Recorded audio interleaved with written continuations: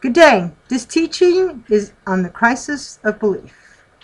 There's a myth out there that I need to address. We're going to go straight into the word because it's a long. Luke 1:34, and this is in Luke 1, verse 26. This is when the angel appears to the Virgin Mary and telling her that she's going to be with child. But on verse 34, Mary answers him back and says, "Then Mary said to the angel, 'How can this be, since I do not know a man?'" The reason why I'm saying this is because in those times, to know a man, obviously she knew men, she went to the market, it wasn't that anywhere she went to, there was no men. She didn't live on an island where there was only a bunch of women. But that she did not know a man meant that she had not had sex. In other words, she was a virgin, a man. Now, I state that because we have to understand what that word means. I did not know a man. Or I did not, in the biblical times, that word, I did not know that person, meant. It didn't mean that you didn't know him. It was that you had not had sex with him. In Matthew 1:25, and this is Matthew chapter 1, verse 25. This is right after Jesus is born, and they should call him Emmanuel. That's verse 23. And then Joseph had decided, in verse 25, that Joseph had decided to go ahead and believe the angel that Mary was with, had been, that child in her was conceived by the Spirit of God, and he still took her as his wife. Now, they had been together for some time, but he didn't know her yet. And then we see in the verse 25, then he says, "And did not know her till she had brought forth her firstborn son." In other words, the Bible is very clear here, and they say it this way because God doesn't need to add any extra words to fill up space, or there's a reason why when he puts words, he puts them very specific. He says, "Brought forth her," that's Mary, "firstborn." In other words, if there's a firstborn, that means there's a second and a third and a fourth. Okay, son. So she had more children, more male children to be exact. He says, well, can you prove that? Absolutely. Let's look at Matthew 12:47.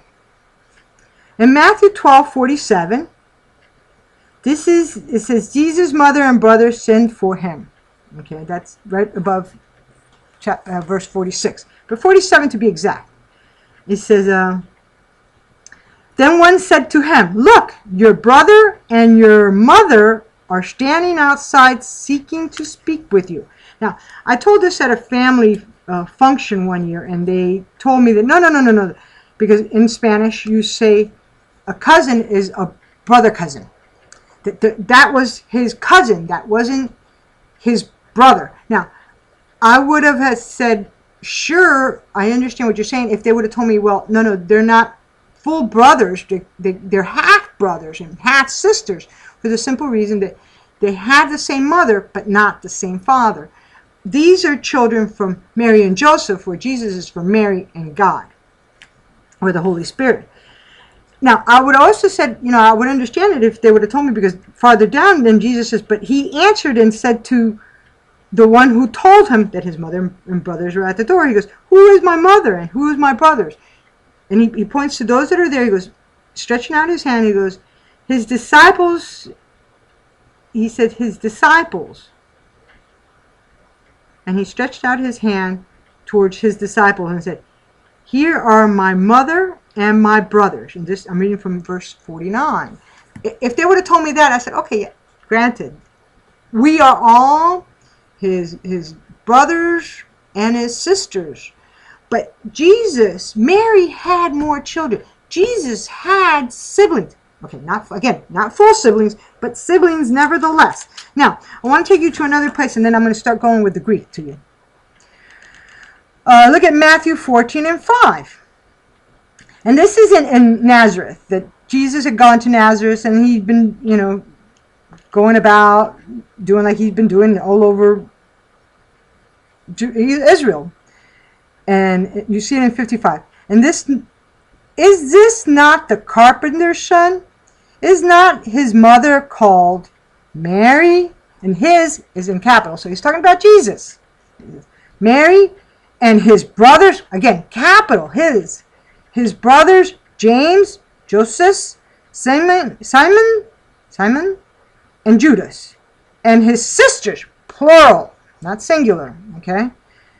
Are they not all with us? So here, not only does the writer tell us that Jesus had more brothers and sisters, he even gives the names of the brothers and sisters. Now, there's some more scriptures, but I'm not going to read them all. You check them out for yourself. It's in Mark 3:31, in Luke 8:19 and 20, in Mark chapter 6, verse 3, in John 2, chapter 2, verse 11, in John 7, chapter 7, verse 3 and 5. In other words, there's 1, 2, 3, 4, 5, 6, 7 places where this is written, okay, about Jesus having more brothers and sisters, and in all 4 Gospels. And not only that, it's in Acts 1:14, 1 Corinthians 9, chapter 9, verse 5, and in Galatians chapter 1, verse 19. So it's in the Gospels. It's in the letters. This is not just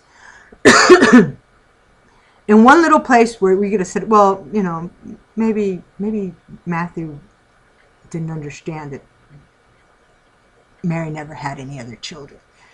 Maybe, no. Folks, this is in more than one gospel. It's in all 4 Gospels. It's in the letters. But to this thing that he's a cousin, because in Spanish you say brother cousin, that's how you say that they're your cousin. First cousin is a brother cousin. The Bible was not written in Spanish, and it was not written in English. The New Testament is written in Greek. If you look it up in the Greek, you could go to biblehub.com/interlinear, okay, interlinear, okay, and you could put it where you'll see the number of the letter and then the word in the original language, how it's written, where it looks like our letters, and then the translation, and any translation that you want, okay? The word brother there that is used in any one of those scriptures is adelphin, okay? Now, I looked up to see what, in the Greek, how do you say cousin? Because again, we can't go by one language. We have to go by its original language that it was written, okay? Cousin in Greek is ex adelphos, okay? There's a EX, or we translate it into the writing of English as an E and an X, okay? Now, and I went and I looked up, well, sister, okay? Because maybe, there wasn't real sisters, there was something else. And I looked up at sisters, and in the little interlinear Bible, the word that they use there for sister is adelphia, okay? Now, adelphia and adelphian. Adelphian is brother, and that's the word that they use, not cousin. These were his real brothers and sisters. And to top it off, this adelphin and adelphia, adelphian, my Greek isn't so good. Okay. It's for sisters, ADELPHAI, adelphin. Brother is adelphin, ADELPHIN. Now, for cousin, there's an E and an X added. Okay? These can mean whether they're half brothers or sisters, or from the same mother and the same father. They use the same word, so it's not that there's like we say half brother or half sister. No, it's the same word. There's no half, even though, again, get me clear, okay? Hear me clearly. They have the same mother, not the same father, okay?